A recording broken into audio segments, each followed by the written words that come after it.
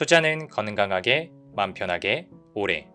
안녕하세요. 캐빈베스트만 허정욱입니다. 오늘 촬영 일자 10월 8일이고요. 제가 오늘 강의 스케줄 모두 다 소화하고 와서 지금 이제 밤에 영상을 찍고 있습니다. 오늘 오후쯤이었나요? 삼성전자 잠정 실적, 3분기 잠정 실적이 발표가 됐습니다.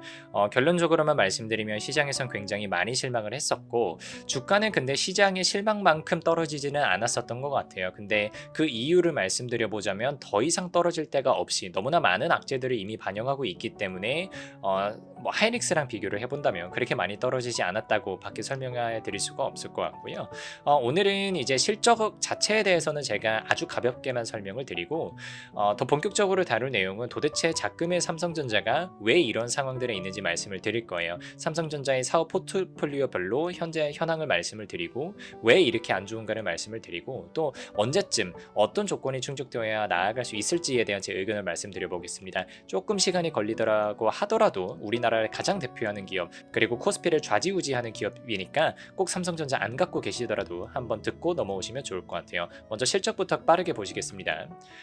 지금 가장 중요한 거는 매출액보다는 영업이익일 것 같아요. 3분기 영업이익은 지금 9조 1천억 원이 나왔는데 이게 굉장히 심각한 겁니다. 사실은 모건 스탠리 리포트가 나오기 전까지는 삼성전자 3분기 영업이익에 대한 컨센서스는 10조가 훌쩍 넘었었어요. 근데 모건 스탠리 리포트가 나오고 하이닉스 떨어지고 삼성전자 같이 떨어지고 하면서 가장 최근에 제가 확인했었던 영업이익에 대한 컨센서스가 10조 언저리였던 걸로 제가 기억을 하는데 그렇게 낮아진 영업이익 컨센보다도 훨씬 더 낮은 9조 1천억 원에 밖에 해당하지 않는 그런 영업이익을 기록했기 때문에 정말 삼성전자가 어렵기는 한가 보다라는 그런 생각을 해볼 수가 있을 것 같고요.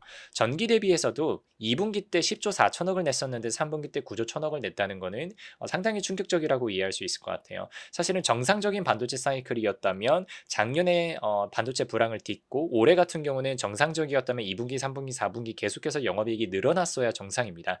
근데 지금 2분기까지만 영업이익이 늘어나고 3분기부터 바로 영업이익이 줄어든다고 하면 삼성전자 정말 이 반도체 사이클 안에서 그리고 변화하는 AI 반도체 사이클에 정말 제대로 적응 못하고 있는 게 맞구나라고 다시 한번 저희가 충격을 받지 않을 수 없는 그런 수치라고 생각이 들고요. 더 자세한 숫자 같은 경우는 다른 채널에서도 다뤄드리고 있고 또 뉴스에서도 여러분들께서 찾아보실 수 있기 때문에 말씀을 좀 아끼도록 하겠습니다. 오늘 제가 여러분들한테 가장 메이저하게 보여드릴 거는 바로 이 화면이에요. 지금 삼성전자의 메이저한 사업 부문들을 나열을 해놓고 각각의 서브 카테고리를 들어가서 어떤 것들이 문제가 있는지 한번 말씀을 나눠보고자 합니다. 삼성전자의 사업 부문은 저는 크게 5가지로 나눠서 접근을 합니다. 첫 번째 반도체, 그리고 모바일, 가전, 디스플레이, 하만 이렇게 5가지로 나눠볼 수 있고요. 여러분들이 재무제표에서 확인을 해보시면 반도체 같은 경우는 DS라고 나올 거고요. 모바일하고 가전을 합쳐서 DX라고 나올 거예요. 그리고 디스플레이랑 하만 같은 경우는 종속기업으로 되어 있으니까 각각의 사업 부문으로 나와 있을 거고요. 네, 그럼 반도체부터 한번 살펴보겠습니다. 반도체 크게 저희가 메모리하고 비메모리로 나눠볼 수가 있을 것 같아요. 메모리는 일반적인 커머디티 D램 그리고 낸드하고 SSD는 뭐 비슷한 분류니까 합친다고 가정을 하고요. HBM을 D램 쪽에서 따로 뺐습니다. 지금 너무나 중요하다는 건 아실 거예요. 그럼 D램 쪽 보면 물론 제가 오늘 영상에서 조금 일부러 안 좋은 것들만 골라서 말씀드린다는 거는 염두에 두셨으면 좋겠습니다. 물론 그렇다고 제가 각 사업부별로 좋게 말할 것들이 있는지는 잘 모르겠지만 어쨌든 조금 삼성전자가 나아가야 될 방향을 제시하기 위해서 일부러 안 좋은 소리, 쓴소리 한다는 거는 참고해 주시면 좋을 것 같아요. D램 같은 경우는 지금 삼성전자가 DDR5 쪽에서 잘 안 된다는 소식이 계속해서 들려오고 있습니다. 지금 DDR5가 가장 메이저하게 들어가야 되는 게 1B예요. 반도체를 조금 안 익숙하신 분들 같은 경우는 1B, 1C 혹은 1A 뭐 이런 공정들이 D램 공정의 어떤 그 나노수라고 생각을 하시면 돼요. 지금 알려져 있기로는 1A가 한 14나노 정도, 1B가 12나노 정도, 그리고 1C가 10나노에서 11나노 정도 저희가 지금 예상이 되고 있는데 가장 메이저하게 생산이 되어야 하는 그런 D램 나노 공정이 1B 12나노 정도예요. 근데 지금 삼성전자가 지금 들려오기로는 DDR5 원비 공정 쪽에서 수율이 전혀 안 잡히고 있다라는 이야기들이 들려오고 있어요. 그러면 DDR5 같은 경우는 하이닉스는 굉장히 잘 생산을 하고 있거든요. 그리고 D램 넷다이 자체를 굉장히 잘 생산하기 때문에 HBM도 원활하게 수급이 돌아가는 경향이 있는데 반해서 삼성전자는 DDR5 수율이 안 잡히면 커머디티 D램 쪽에서는 DDR4에 의존할 수밖에 없는 상황이에요. 근데 DDR4는 최근에 반도체 관심 있게 따라가신 분들이라면 아시겠지만 중국 쪽에서 굉장히 많이 공급을 뽑아내면서 DDR4 이제 스팟 가격이죠. 스팟 가격이 8월에 떨어졌었습니다. 전분기 대비해서 올해 내내 올라오다가 처음으로 떨어지면서 반도체 업황이 이렇게 끝나는 거 아니냐라고 사람들이 예상을 하기 시작했던 거거든요. 근데 그런 DDR4 쪽에서 중국과 경쟁을 해야 된다라고 하면 삼성전자가 결코 마진 차원에서 좋게 볼 수가 없겠죠. 이건 지금 매출이 나온다고 해서 저희가 설명이 되는 부분들은 아닌 것 같아요. 두 번째로는 낸드하고 SSD 쪽 보겠습니다. SSD는 뭐 아주 쉽게 말씀드리면 그냥 낸드를 여러 개를 모듈화한 그런 패키징이라고 보시면 되겠습니다. 낸드는 지금 공급 과잉이에요. 어느 정도 공급 과잉이 이미 지금 형성이 되어 있고 그나마 저희가 고부가 가치로 노려 들어갈 수 있는 게 SSD인데 SSD가 그나마 가능성이 있을 것 같기는 합니다. 왜 그러냐면 낸드 자체가 이제 고층화, 고단화라는 측면에서 삼성전자가 그래도 경쟁력을 가져가고 있기 때문에 근데 SSD 쪽에서 과연 정말 삼성전자가 지금 AI 반도체로 넘어가는 이 컨버전의 상황에서 계속해서 경쟁 우위를 유지할 수 있을까에 대해서는 몇 가지 저희가 생각해 볼 지점들이 있습니다. 첫 번째로는 하이닉스가 솔리다임을 통해서 취급하는 낸드 혹은 SSD 그리고 삼성전자가 취급하는 낸드 혹은 SSD가 낸드의 구조 자체가 다르다고 생각을 하시면 돼요. 삼성은 주로 차지 트랩 방식이라는 걸 하고요.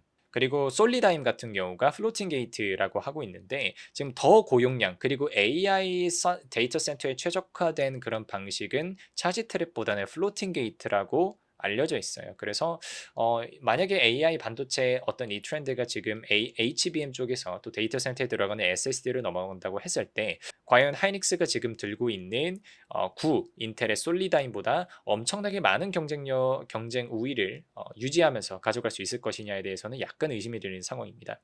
HBM 쪽 가장 심각할 거예요. 지금 일단 엔비디아 콜테스타가 계속해서 지연이 되고 있고 그거에 대한 여러 가지 이유들이 제기가 되고 있는데 첫 번째로는 패키징 자체가 수율이 안 나온다는 이야기가 있습니다. 그리고 더 심각한 거는 최근까지는 패키징 수율만 안 되는 줄 알았는데 다시 돌아가서 D램 쪽에서 넷다이 수율이 하이닉스한테 밀린다는 이야기가 나오면서 이게 정말 기술력 차원에서 삼성전자가 조금 위기에 빠져 있다라는 이슈가 나올 수 있을 것 같고요.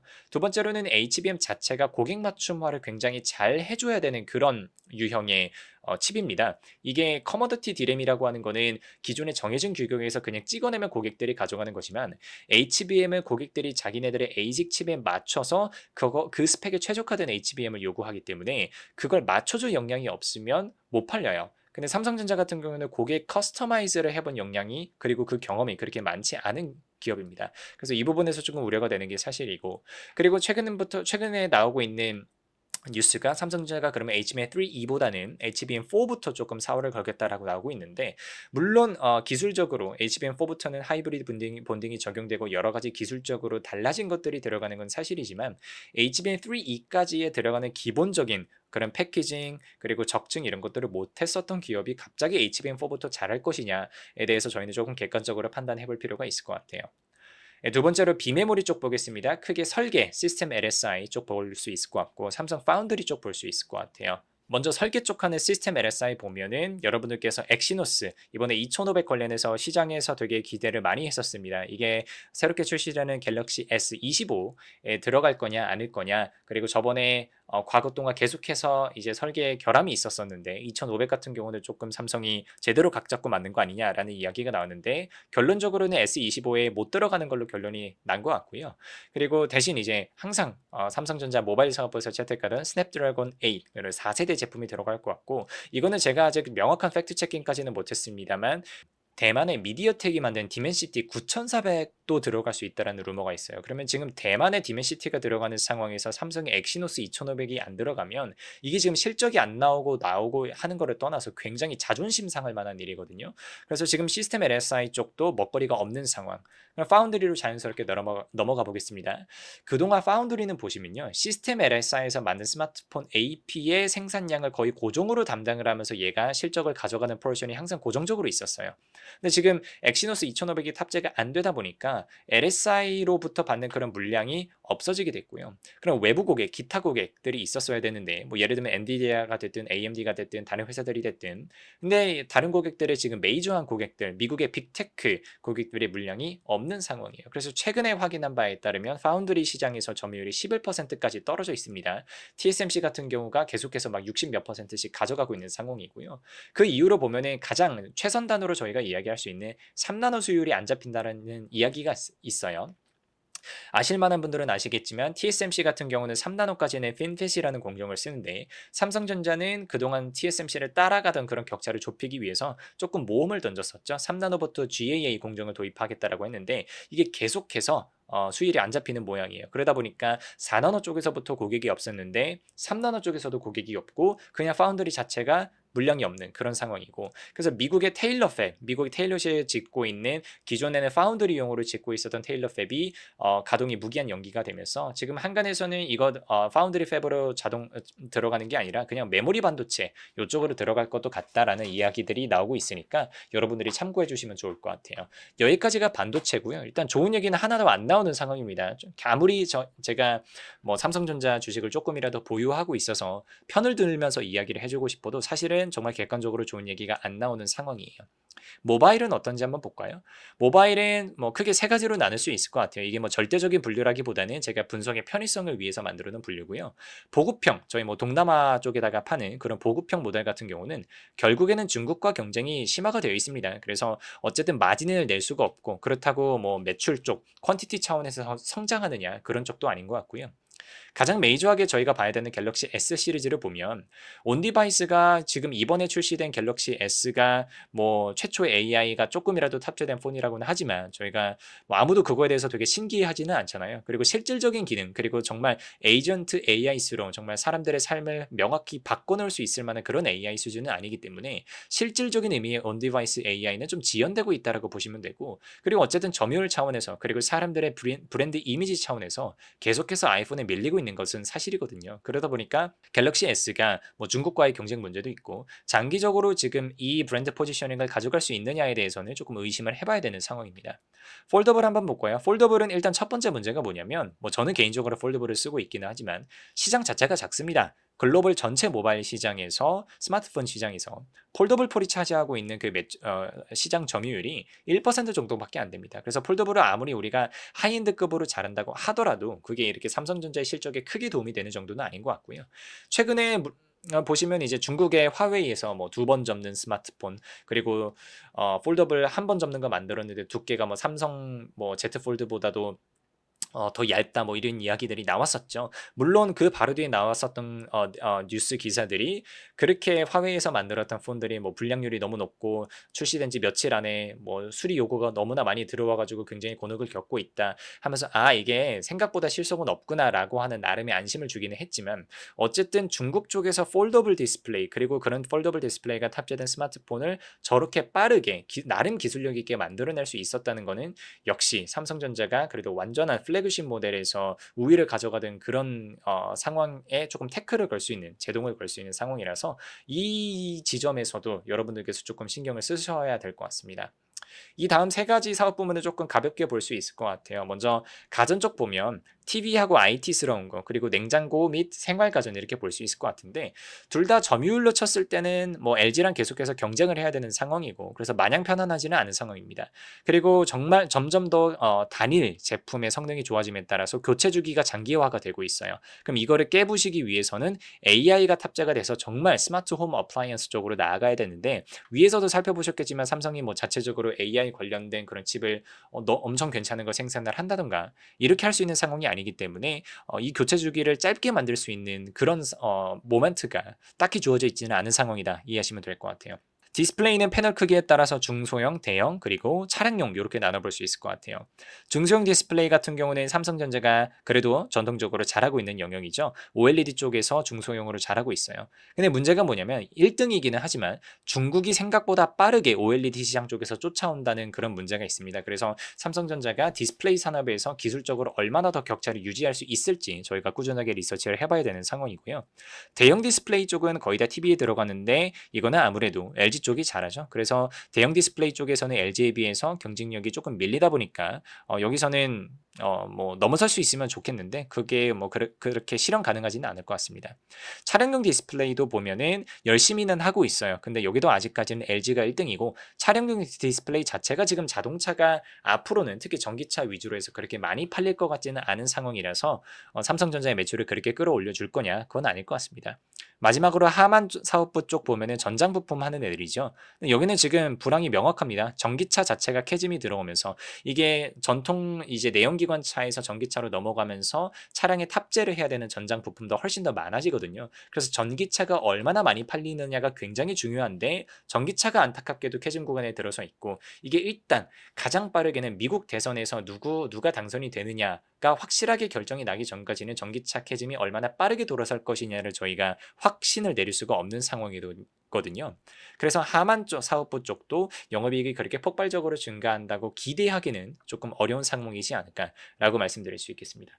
네, 지금 삼성전자 5가지 사업 부문에 대해서 현재 처해 있는 그런 상황들 다 말씀을 드렸어요.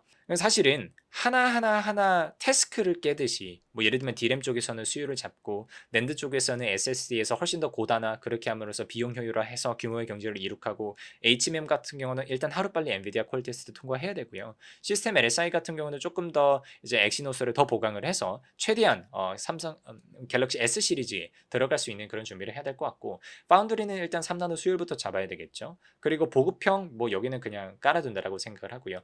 갤럭시 S 같은 경우는 AI가 최대한 빠르게 굉장히 좋은 수준의 AI가 탑재가 되어야 될 것 같고 폴더블 쪽에서도 뭔가 삼성의 이게 뭐 매출 자체가 엄청 크지는 않지만 삼성의 어떤 그 브랜드 순위, 삼성의 어떤 공고함, 모바일 시장에서의 공고함을 보여주기 위한 어떤 새로운 성장 동력이 필요한 상황이고 가전 같은 경우는 이게 삼성이 노력한다고 될지는 솔직히 잘 모르겠습니다. 유일한 가능성은 AI가 들어오면서 스마트홈 어플라이언스로 들어가는 것밖에 없는 것 같고요.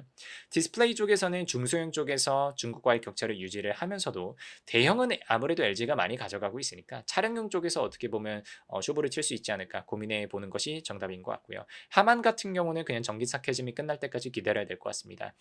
요 정도 조건들이 다 충족되지 않으면 삼성전자 주가 그리고 삼성전자 실적 그리고 우리 주주들이 삼성전자를 바라보는 이 분위기가 그렇게 긍정적으로 전환되기는 어렵지 않을까라고 생각을 합니다. 그래서 저도 당연히 삼성전자 주식을 뭐 상당 부분 들고 있는 사람으로서 그리고 또 삼성전자라고 하는 그 기업 자체에 나름의 팬으로서 조금 안타까운 생각이 드는 거는 사실이에요. 그리고 약간의 서운함과 속상함 그리고 미운 것도 당연히 조금 있겠죠. 삼성전자가 지금 그동안 벗어날 겁니다라고 주주들한테 이야기를 했었던 게 올해로서 벌써 몇 년째입니까? 근데 계속해서 내부적으로도 망가져가고 있고 R&D에 대한 것도 조금 아쉬운 것들이 속속들이 드러나고 있는 상황이라서 해결해야 될 것들이 많습니다. 그래서 여러분들께서 우리나라 1등 기업이라고 하는 친구가 참 이렇게 어려운 순간들을 지나가고 있구나 라는 거를 말씀드리고 싶어서 오늘 영상 준비해봤습니다. 조금 길어졌는데 끝까지 함께 해주셔서 감사드리고요. 오늘 영상이 여러분들께 도움이 되었기를 바랍니다. 여기까지 하겠습니다.